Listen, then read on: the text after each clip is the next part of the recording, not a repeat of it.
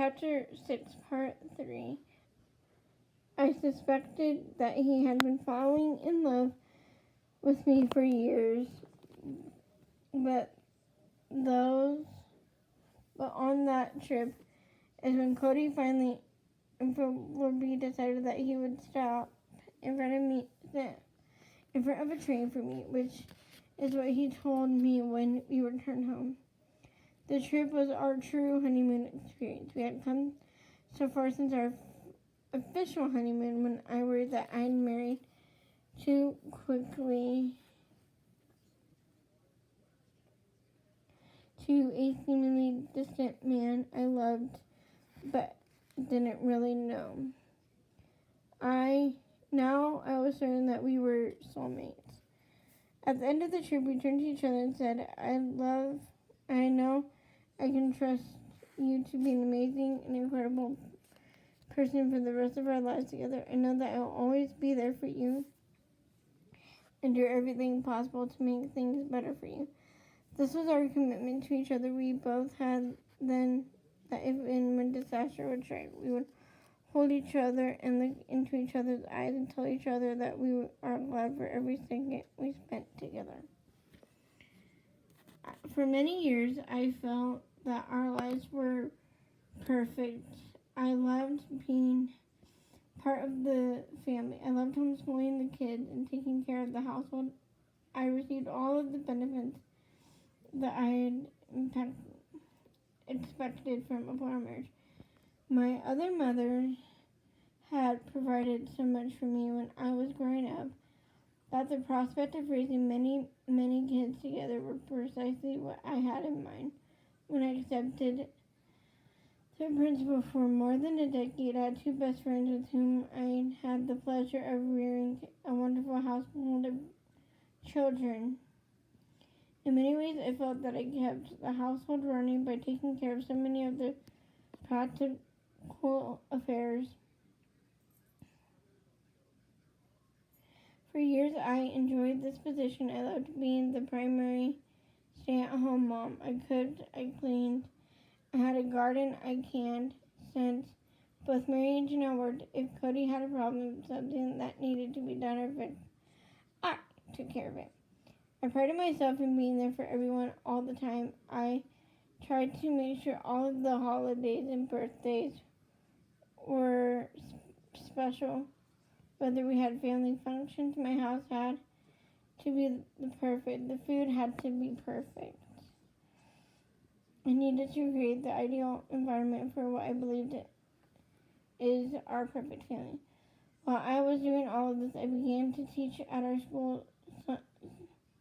church school part-time. Then I joined the board of Sunday school and taught a Sunday school class. Became an academic advisor. The church and the home are the most important places in our lives, and I needed them to be perfect too.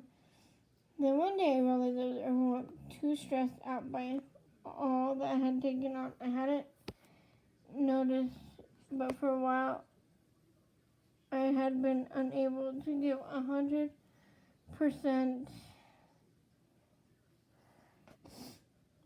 to anything I did. Unfortunately, I started letting everything slip. Around the time Cody and I decided to have another baby, I realized that I could stop holding everything together and do the one thing I always wanted to do, be the best mom possible. My kids are the most important thing in my life, and I know that I would never be comfortable if I wasn't completely there for them. During my pregnancy, I decided to give up all non-material duties. I stopped teaching. I told my family I was very stressed out and needed to take some time off from everything but being a mom. For nearly 15 years, I devoted myself single-mindedly to preserving everyone else's happiness, but now I needed to restore mine. There was another factor that led to the distracted reconfiguration of my place in the household. About a year before I became pregnant with Truly, I had a devastating argument with Mary. For a while, I had been feeling that she was too tough on my kids. when I For a while, I understand that all the children need discipline. I often felt that she was too far when it came to my children. It seemed to me that she was taking her frustration out on my kids in particular. As a result of this, many of them were weary of her and were afraid to cross her accidentally. I let the situation go on too long. I let my emotions well up. Instead of talking to Mary calmly and explained what I'd observed her doing and how she might fix her behavior, I exploded. I yelled and screamed and told her to stop talking to my kids and to stop interfering in their lives. Since I'm afraid of conversation, I always allow for stuff to build up till it's too late. So instead of me trying to work it out with Mary, I just shut her out. This argument shattered my world and made me realize that I have always had superficial relationships with people. I've always tried to ignore problems by putting on a brave face and keeping people at a distance. This fight made me realize that I had never honestly opened up to Mary and Chanel, but I had forged our friendships out of a need to cement the sister wife ideal I'd envisioned. After our fight, Mary and I stayed out of each other's way. We no longer sought out each other's company to watch movies or just hang out. When circumstances brought us together, we were never openly rude or hostile. We maintained a level of cordial, but the warmth was gone. To this day, we are still working on becoming closer again, and it has been a slow process of starting to feel comfortable being open and honest with each other.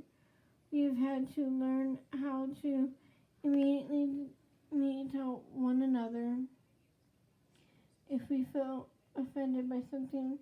We still do not have the wonderful close relationship we used to share.